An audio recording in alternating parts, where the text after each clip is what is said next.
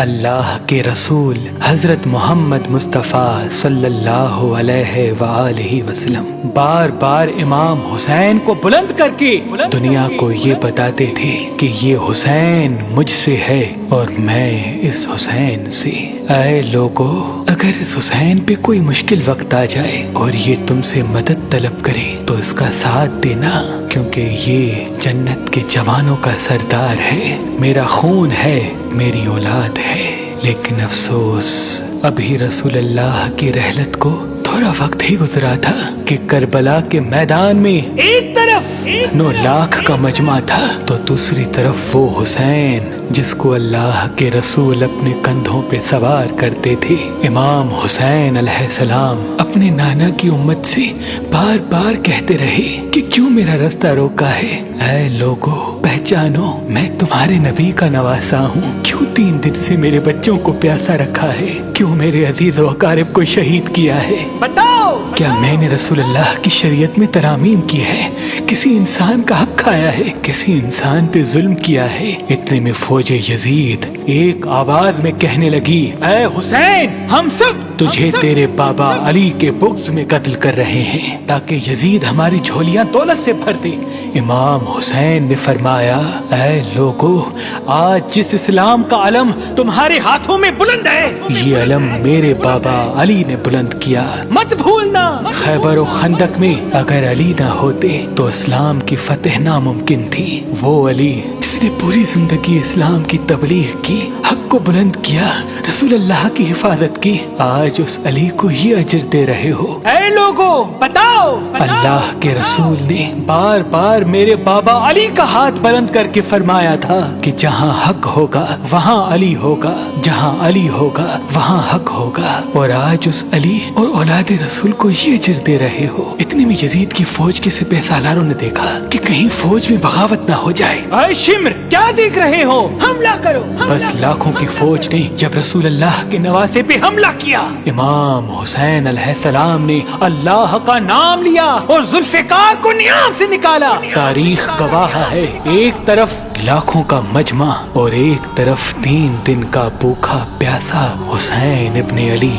زمین پہ اس طرح کی جنگ پہلے کبھی نہیں دیکھی تھی کہ ایک تنہا انسان لاکھوں کے مجمع کو اس طرح سے فنار کر رہا ہے کہ فوج اشکیا واپس پلٹ کے بھاگنے لگی۔ امام حسین فوج یزید سے مخاطب ہو کے فرماتے ہیں، آؤ، 3 دن کے بھوکے کی جنگ دیکھو، 3 دن کے پیاسے کی جنگ دیکھو، رسول کے اس نواسے کی جنگ دیکھو، اس کی جنگ دیکھو جس کا جوان بھائی مارا گیا، جس کے جوان بیٹی کو نظروں کے سامنے قتل کیا گیا، جس نے اپنے ہی ہاتھوں سے اپنے بچے کی قبر بنائی۔ امام حسین شیر کی طرح فوج یزید سے لڑ رہے ہیں۔ اتنے میں آواز غیب آتی ہے، حسین، تیرا اللہ تجھ سے راضی ہوا۔ بس اس صدا کا سننا تھا۔ امام حسین علیہ السلام نے اپنی ذوالفقار کو تھام لیا۔ اتنی میں عمر بن سعد کہتا ہے، شمر، کیا دیکھ رہے ہو؟ یہ علی کا شیر ہے، اس کو مات دینا ناممکن ہے، جاؤ خیموں کو آگ لگا دو۔ بس کچھ ظالموں نے بیبیوں کے خیموں کو آگ لگا دی اور کچھ امام حسین کو دور سے تیر مارنے لگے۔ امام حسین کبھی بیبیوں کے خیموں کی طرف بڑھتے ہیں، کبھی فوج کی طرف جاتے ہیں۔ عمر بن سعد اور شمر نے فوج کو 4 حصوں میں تقسیم کر دیا اور یہ کہا کہ کوئی بھی حسین کے قریب نہ جائے، جس کے پاس جو چیز ہے وہ دور سے حسین کو مارے۔ جس کے پاس نیزہ تھا اس نے نیزہ مارا، جس کے پاس تیر تھے وہ تیر مارتا رہا، جس کے پاس برچیاں تھی وہ برچیاں مارنے لگا۔ تاریخ نے لکھا، جس کے پاس مارنے کے لیے کچھ نہ تھا وہ کربلا کی کرب زمین سے مٹی اٹھا کے امام حسین کی طرف پھینکتا رہا۔ امام حسین کے جسم مبارک پہ ہزاروں زخم لگتے رہے۔ آپ کے جسم مبارک پر اتنے تیر تھے کہ آپ کا جسم مبارک نظر تک نہیں آ رہا تھا۔ بس جیسے ہی نواسا رسول گھوڑے کی سین سے زمین پہ آتے ہیں، فوج یزید جھومنا شروع کر دیتی ہے، لیکن اتنے میں وہ گھوڑا جس پہ آپ سواری کیا کرتے تھے وہ امام حسین کے چاروں طرف گھومنا شروع کر دیتا ہے تاکہ ان تیروں سے میں اپنے آقا حسین کو بچا لوں۔ وہ گھوڑا دوڑ ہی رہا تھا، اتنے میں میں عمر بن سعد نے کہا اے لوگو رکو، میں نے اپنی آنکھوں سے دیکھا تھا اس گھوڑے پہ اللہ کے رسول سواری کرتے تھے، کہیں تیر اس گھوڑے کو نہ لگے، اور یوں تیروں کو چلانا بند کیا گیا۔ افسوس ہے ان لوگوں کو اس گھوڑے کا تو احترام معلوم تھا جس پہ رسول اللہ سواری کیا کرتے تھے، لیکن اس حسین کا احترام بھول چکے جن کو اپنے کندھوں پہ سوار کر کے امت کو دکھایا کرتے تھے۔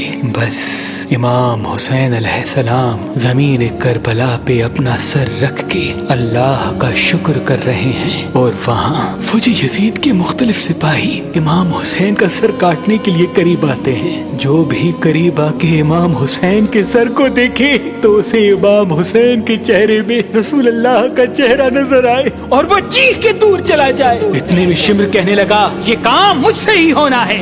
جیسے ہی شمر نے خنجر امام حسین کے گلے پہ رکھا تو وہ دیکھے امام حسین کے لب ہل رہے ہیں۔ اس نے سوچا ہم نے حسین کا پورا خاندان قتل کر دیا، 3 دن تک حسین کے بچوں کو پیاسا رکھا، شاید حسین ہمیں بد دعا دے رہے ہوں گے۔ سننے کے لیے کان قریب کرے تو کیا سنے، امام حسین علیہ السلام اللہ کی دربار میں اللہ کی نعمتوں کا شکر کر رہے ہیں کہ اے اللہ تیرا شکر ہے کہ اس عظیم امتحان کے لیے تو نے اس حسین کو چنا۔ اتنے میں امام حسین نے آنکھیں کھولی اور شمر سے کہا اے شمر، کیا تو نہیں جانتا میں رسول اللہ کا نواسا ہوں، جنت کا سردار ہوں، حق پہ ہوں، بے جرم ہوں؟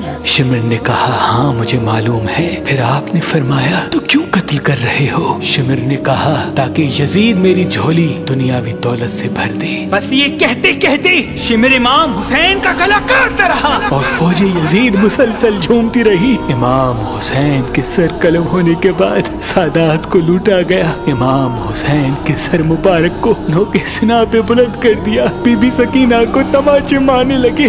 رسول اللہ کی نواسیوں کے سروں سے چادر کو لوٹ لیا اور امام حسین کے جسم مبارک کی توہین کرنے لگے۔ تاریخ نے لکھا امام حسین کے جسم پر جو جو چیزیں تھیں ان کو لوٹنے لگے۔ اتنے میں ایک شخص امام حسین کے جسم کے قریب آیا۔ امام حسین کے ہاتھ میں ایک انگوٹھی پہنی تھی، اتارنے کی کوشش کی نہ اتری، وہ انگلی کاٹ کے انگوٹھی لے گیا۔ آپ کے جسم مبارک کو رسیوں سے باندھ کے کربلا کی گرم زمین پہ ادھر سے ادھر پھرایا گیا۔ اتنے میں عمر بن سعد نے کہا اے شمر، حسین اور اس کے ساتھیوں کی لاش کا وہ حشر کرتے ہیں کہ رہتی دنیا تک کوئی بھی یزید کے خلاف آواز نہ اٹھائے، سب کے جسم سے سروں کو کاٹ لو اور سب کی لاشوں کو پامال کر دو۔ زمین کربلا گواہ ہے، کہیں سے کوئی قبیلہ اٹھ کے آتا ہے اور کہتا ہے کہ ہم حر کی لاش کو پامال ہونے نہیں دیں گے، کہیں بی بی ام لیلا کا قبیلہ آ کے کہتا ہے کہ ہم علی اکبر کا لاشا پامال ہونے نہیں دیں گے، کہیں بی بی رباب کے قبائل کے لوگ کہتے ہیں ہم علی اصغر کا لاش پامال ہونے نہیں دیں گے۔ ایک ایک شہید کی لاش پامال ہونے والی جگہ سے ہٹائی گئی۔ تاریخ گواہ ہے صرف رسول اللہ کا اکیلا نواسا کربلا کی گرم زمین پہ پڑا رہا اور مغرب کے گھوڑے مشرق کی طرف، مشرق کے گھوڑے مغرب کی طرف دوڑتے رہے۔ امام حسین کا جسم پامال ہوتا رہا۔ امام جعفر صادق علیہ السلام فرماتے ہیں میرا سلام ہو میرے اس غریب دادا پر جس کی لاش کو اس طرح سے پامال کیا گیا کہ ان کی دائیں پسلیاں بائیں پسلیوں کی طرف چلی گئی اور بائیں پسلیاں دائیں پسلیوں کی طرف چلی گئی، جن کا سینہ اور پشت ایک ساتھ ہو گیا۔ سلام ہو میرے اس بے وطن دادا حسین پر جن کے جسم مبارک کے ٹکڑوں کو زمین کربلا پہ بکھیرا گیا۔ سلام ہو، سلام ہو، سلام ہو۔